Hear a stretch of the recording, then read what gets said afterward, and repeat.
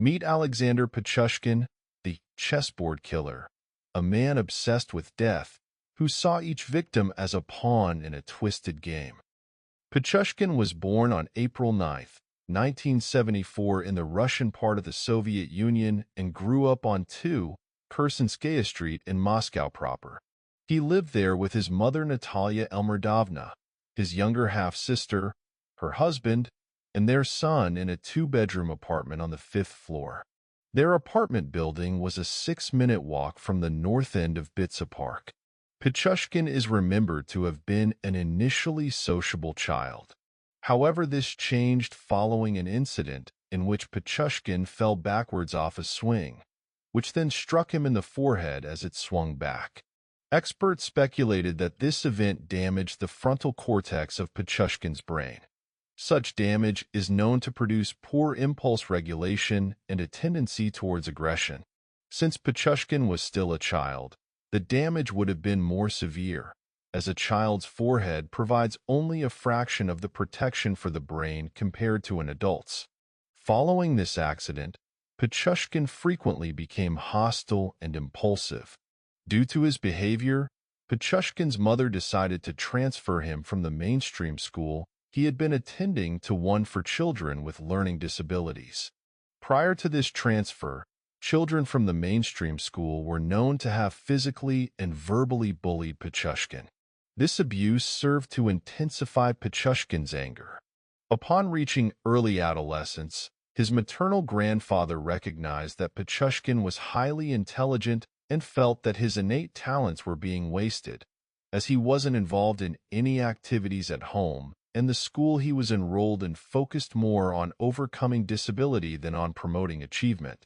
Pichushkin moved into his grandfather's home and was encouraged to pursue intellectual pursuits outside of school.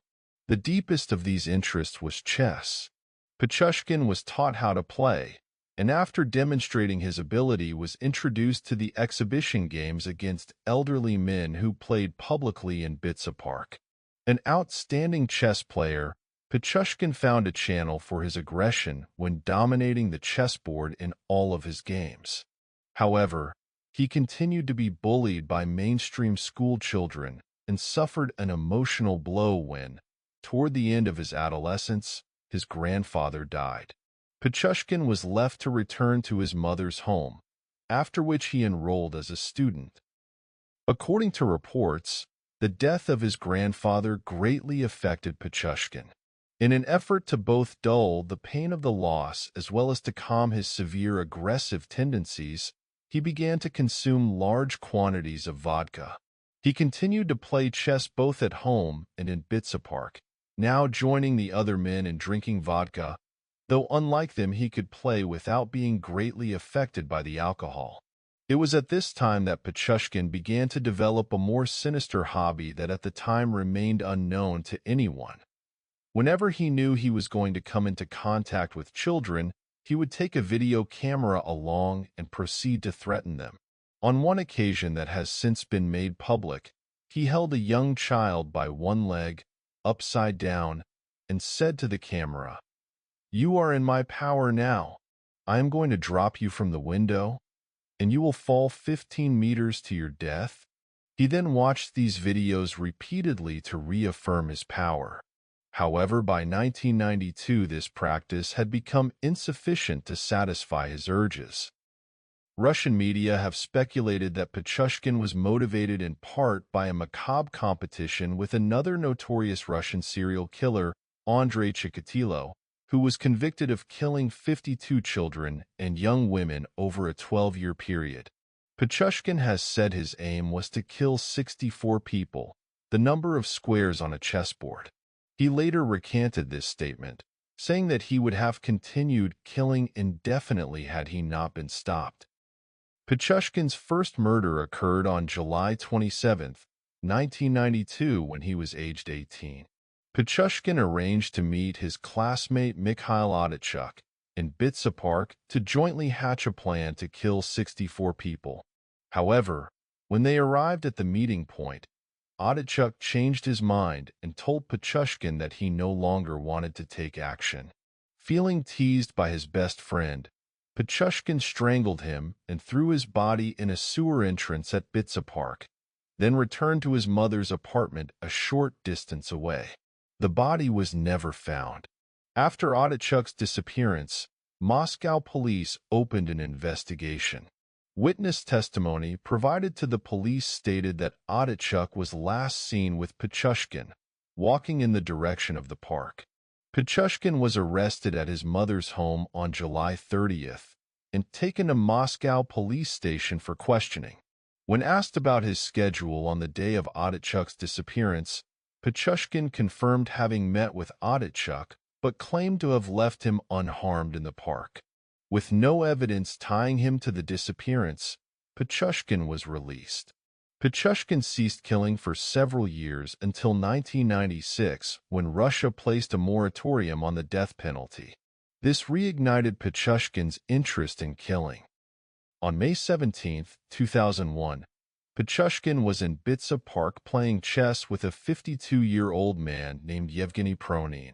At the end of their game, Pichushkin invited Pronin to take a walk with him, claiming it was the anniversary of his dog's death and that he wanted to visit the grave in Bitsa Park. Pronin accompanied him to an isolated area in Bitsa Park, whereupon Pichushkin pulled out a bottle of vodka and offered him a drink. The men made a toast to the dog, after which Pichushkin struck Pronin in the head with the bottle. Once Pronin was dead, Pichushkin threw his body into a nearby well. Between May 2001 and September 2005, Pichushkin attacked 36 victims. 3 of his victims survived their injuries. Pichushkin would approach his victim in Bitsa Park, the vast majority of them elderly homeless people, offer to share a drink of vodka, and then kill them, typically by striking the back of their skull with a hammer or a bottle, although he was also alleged to have pushed his victims into the sewage canal to drown. Occasionally, he would then sign the corpse by impaling the victim's skull with sticks or an empty vodka bottle. From October 2005 to his final murder in 2006, Pichushkin's modus operandi changed. He would kill his victims by repeated blows to the head with a hammer, and would then push a vodka bottle into the gaping wound in their skulls. He would always attack from behind in order to take the victim by surprise and avoid spilling blood on his clothes. 10 of his victims lived in the same 4-building complex on Khersenskaya Street where Pichushkin also lived. 4 victims were from 2 Khersenskaya, 2 were from 4 Khersenskaya, 3 were from 6 Khersenskaya, and 1 was from 8 Khersenskaya.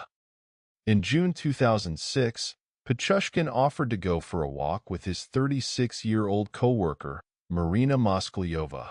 Though she was reportedly suspicious of him, Mosklyova agreed to go. Before she left, she wrote a note to her son letting him know she was with Pichushkin and left his phone number. Pichushkin was aware of the note, but was undeterred.